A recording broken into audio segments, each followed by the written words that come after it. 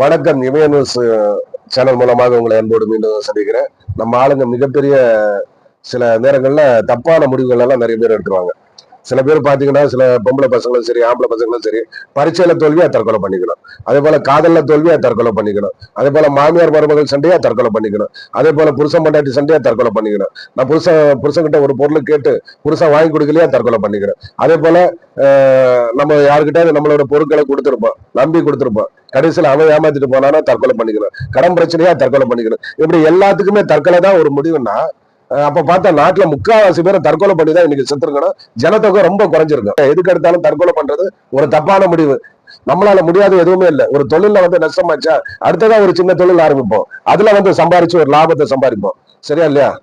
அதனாலதான் நான் சொல்றேன், இந்த தப்பான எண்ணம் இருந்தா யாரா இருந்தாலும் தாய்மார்களே, அதே மாதிரி தாய் குலங்களே, அண்ணன் தம்பிமார்களே, தயவு செஞ்சு நீங்க கண்டிப்பா அந்த எண்ணத்தை கண்டிப்பா நீங்க மாத்துங்க. உங்களுக்கான உயிர் உங்களுக்கு கூட சொன்னல, கடவுளுக்கு சொந்தமான உயிர்.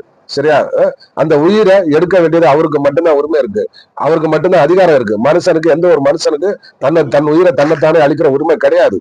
அப்படி நீங்க செய்யும் போதுதான் உங்களுக்கு அதுதான் பெரிய பாவம். நீங்க 1000 புண்ணியம் செஞ்சிருந்தாலும், 1000 நல்லது செஞ்சிருந்தாலும் சரி, 1000 பேருக்கு அன்னதானம் போட்டாலும் சரி, நீங்க இந்த உலகத்துல நல்லவங்களா வாழ்ந்தாலும் சரி, ஆனா அதுதான் ஒரு பெரிய பாவமா இருக்கு. அதுக்குண்டான தண்டனை கண்டிப்பா கஷ்டம் மேல இருக்குது. ஏன் தெரியுமா?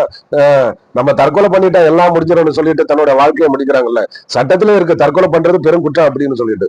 தயவு செஞ்சு எப்படி ஒரு முடிவு வச்சிருந்தா தயவு செஞ்சு எல்லாருமே மாத்திங்க. நம்ம எதுல தோத்தோமோ அதுல இருந்து நமக்கு ஏதாவது ஒரு வழி இருக்கு. இப்ப வியாபாரத்துல தோத்தீங்கன்னா, வியாபாரத்துல தோத்து போனீங்களா, இன்னொரு வியாபாரத்தை செஞ்சு முன்னேறுங்க.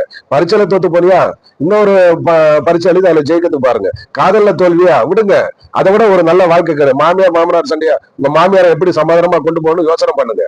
சரியா? நம்மளால முடியாதது எதுவுமே கிடையாது. புருஷ குடிகாரனா அவனை எப்படி திருத்தணும்னு முடிவு பண்ணுங்க. கண்டிப்பா நம்மளால முடியாது எதுவுமே கிடையாது. தயவு செஞ்சு தற்கொலை மட்டும் பண்ணாதீங்க.